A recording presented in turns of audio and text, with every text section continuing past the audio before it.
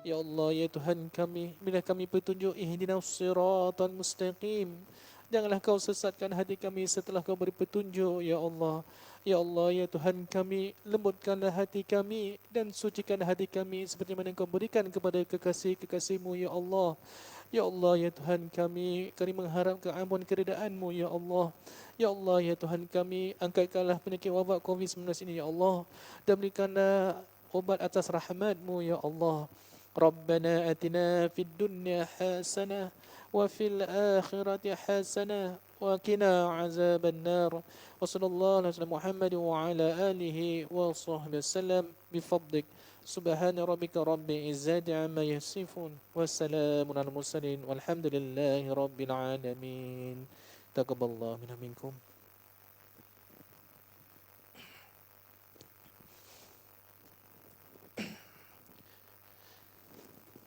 بسم الله الرحمن الرحيم الحمد لله رب العالمين وبه نستعين على أمور الدنيا والدين وصلى الله على سيدنا محمد وعلى آله وصحبه أجمعين رب اشرح لي صدري ويسر لي أمري واحلل عقدة من لساني يفقهوا قولي رب يسر ولا تعسر رب تم بالخير ولا حول ولا قوة إلا بالله العلي العظيم. Alhamdulillah, syukur kita kepada Allah Subhanahu Wa Taala, kita telah sama-sama salat zuhur berjemaah di Masjid Mujahidin, dan insya-Allah pada hari ini saya akan sambung di dalam kitab Minhajul Abidin wasiat Imam Ghazali. Baik, insya-Allah pada hari ini saya bacakan ini sambung yang daripada yang sebelumnya. Pertama sekali ialah tentang ciptaan yang menunjukkan kehebatan si pencipta. Misalnya kewujudan alam ini. Ini adalah ciptaan yang menunjukkan adanya pencipta, iaitu Allah Azza wa Jalla.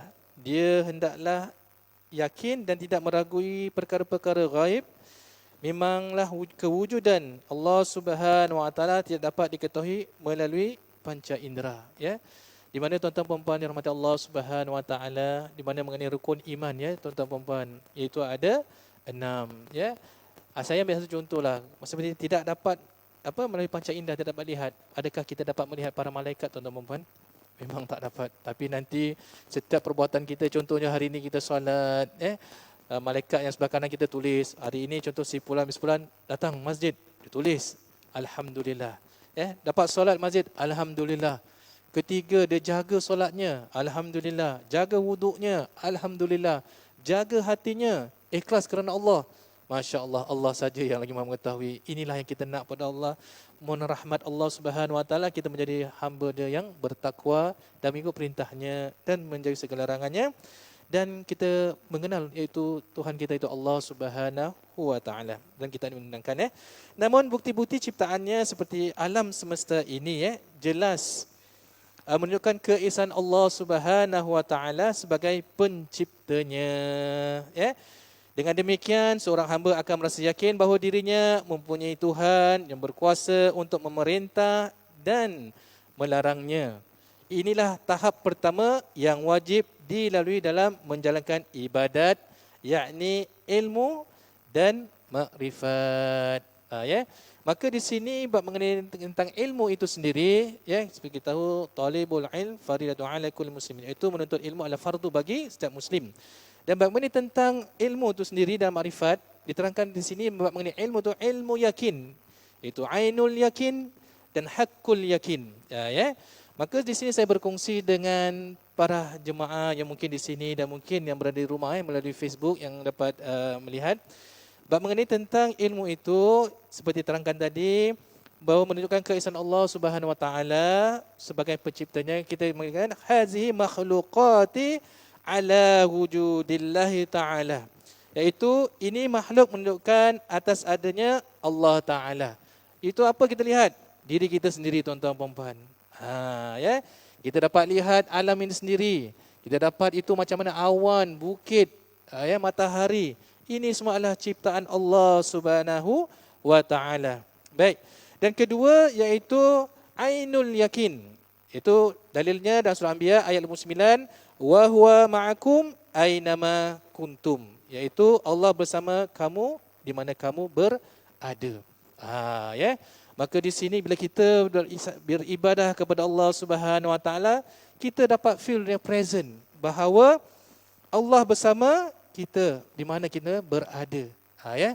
Jangan mentang-mentang kita tak dapat lihat, kita boleh buat sesuka hatilah.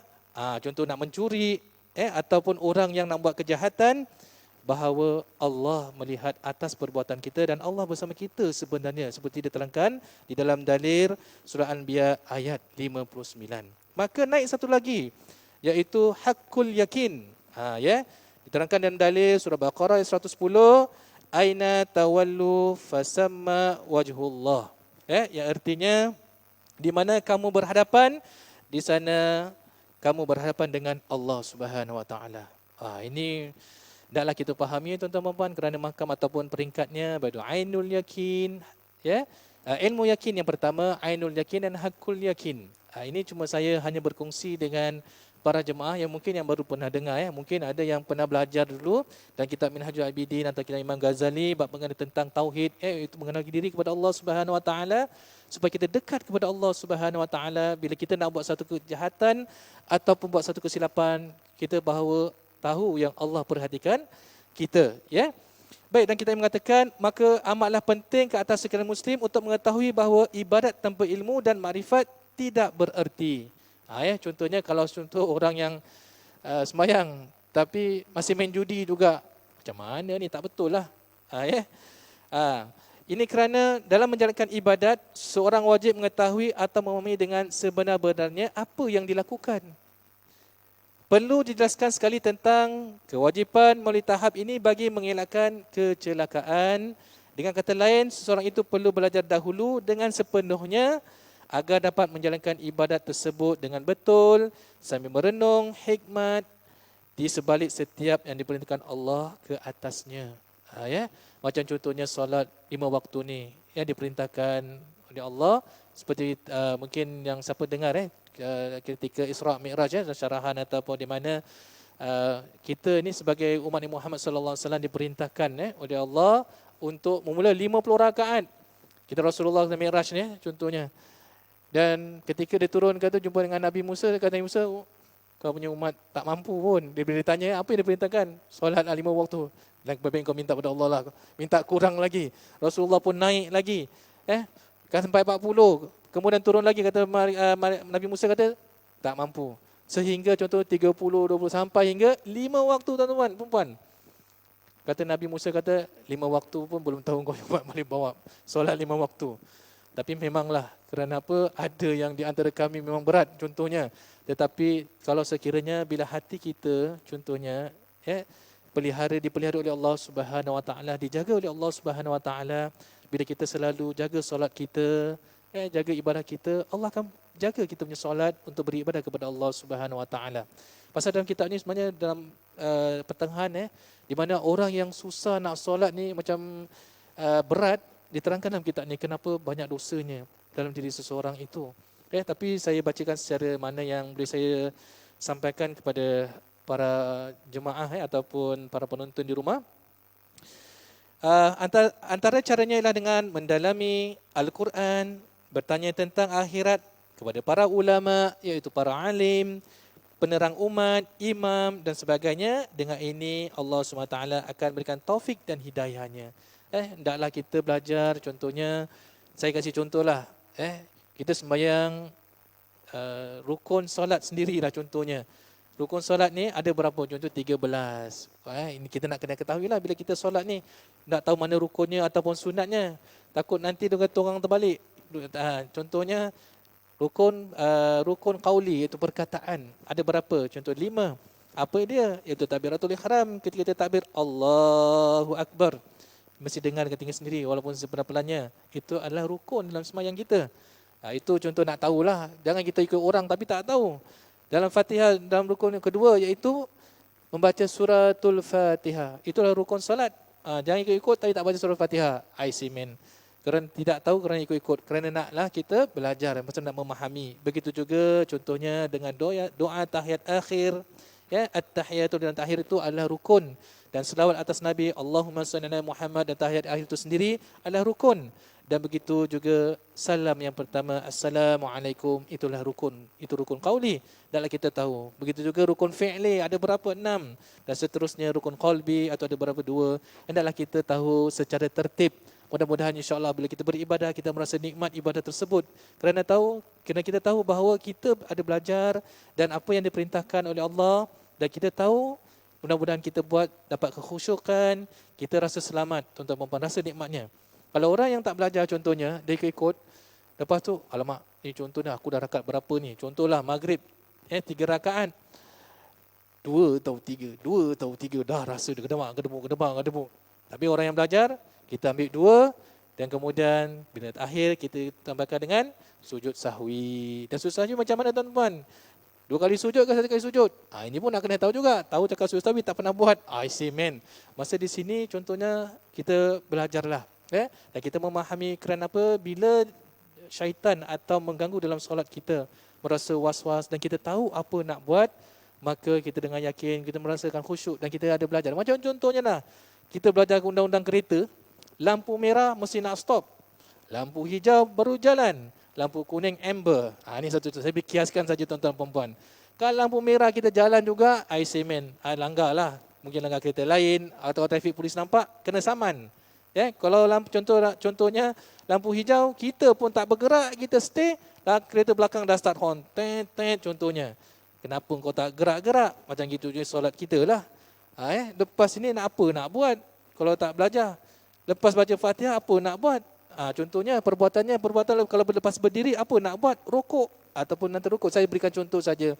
Pasal kerana dalam kitab ni saya terpaksa kena berikan contoh yang banyak tuan-tuan dan puan, supaya kita dapat memahami, supaya di dalam sebalik kiasan ini, supaya kita dapat memahami insya-Allah, supaya kita dapat dekat dengan diri kepada Allah Subhanahu Wa Taala dan memahami dalam kitab ini mengatakan. Baik, saya rasa bab mengenai tentang tadi ilmul yakin, ainul yakin dan hakul yakin, mana itulah tahap contohnya kepercayaan kita kepada Allah Subhanahu Wa Taala, iaitu ilmu yakin. Dan kita lihat ni semua kejadian ni, kita tahu bahawa ada yang menciptakan.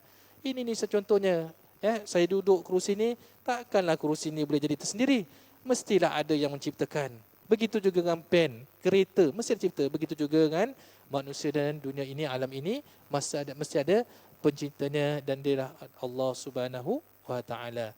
Begitu juga dengan ainul yakin, bahawa wahwa ma'akum aynama kuntum, iaitu Allah bersama kamu di mana kamu berada. Dalam kesusahan, dalam emergency, dan kita tahu dalam kesusahan kita berdoa, kita yakin Allah bersama kita. Contoh sajalah orang yang dalam kapal terbang, kali emergency dah nak dunam ke bawah, dah tak ada harapan contohnya. Apakah yang pegangan kita? Hanya kepada Allah, bersifat kata orang tu meminta pertolongan Allah Subhanahu Wa Taala. Tak ada siapa yang dapat bantu kita, dan hanya Allah lah kita mengharapkan. Mudah-mudahan kalau contohnya sekiranya kalau panjang umur, selamatlah. Kita tahu bahawa kita hanya bergantung kepada Allah, tidak bergantung pada lain. Kalau sekiranya junam habis pun, kita hanya pada Allah. Mudah-mudahan kita mati dalam keadaan syahid. Orang yang dapat beriman kepada Allah Subhanahu Wa Taala. Dan juga ainama tuwallu fasamma wajhullah, iaitu di mana kamu berhadapan, di sana kamu berhadapan dengan Allah Subhanahu Wa Taala. Contohnya kalau kita nak membuat sesuatu perkara ataupun menghadap kiblat, bahawa kita berhadapan dengan Allah Subhanahu Wa Taala. Ini sebagai satu kiaskan saja. Kita bukan menghadap tembok ni semua, menghadap kiblat. Sebenarnya kita berhadapan dengan Allah Subhanahu Wa Taala, hati kita. Baik, saya rasa di sini sedikit saya berkongsi dengan para penonton ataupun para jemaah yang hadir pada hari ini di dalam kitab Imam Ghazali, Minhajul Abidin wa Imam Ghazali. Mudah-mudahan ia beri manfaat kepada kita supaya kita bertambah iman kita kepada Allah Subhanahu Wa Taala, supaya kita punya tauhid kepada Allah Subhanahu Wa Taala lebih, kata orang tu, memahamilah. Mudah-mudahan nak kata kuat ni bukan kata kuat juga, kerana iman kita ni turun naik tuan-tuan perempuan. Kita hanya mengharapkan kepada Allah Subhanahu Wa Taala. Kalau sekiranya jatuh pada dosa, cepat-cepat bertaubat kepada Allah Subhanahu Wa Taala. Di dalam kitab ni ada menerangkan bagaimana orang tentang taubat dan bagaimana ujian tu sebagai iaitu syaitan, ujian yang diberikan syaitan dunia itu sendiri ada dalam kitab ni. Kalau sempat, insya-Allah kita akan sambung pada yang akan datang dan kitab ini insya-Allah disudahi. Wassalamualaikum warahmatullahi taala wabarakatuh. Ditutup dengan tasbih kafarah dan surah Al-Asr. Subhanakallah wa bihamdika asyhadu an la ilaha illa anta astaghfiruka wa atubu ilaik. Bismillahirrahmanirrahim.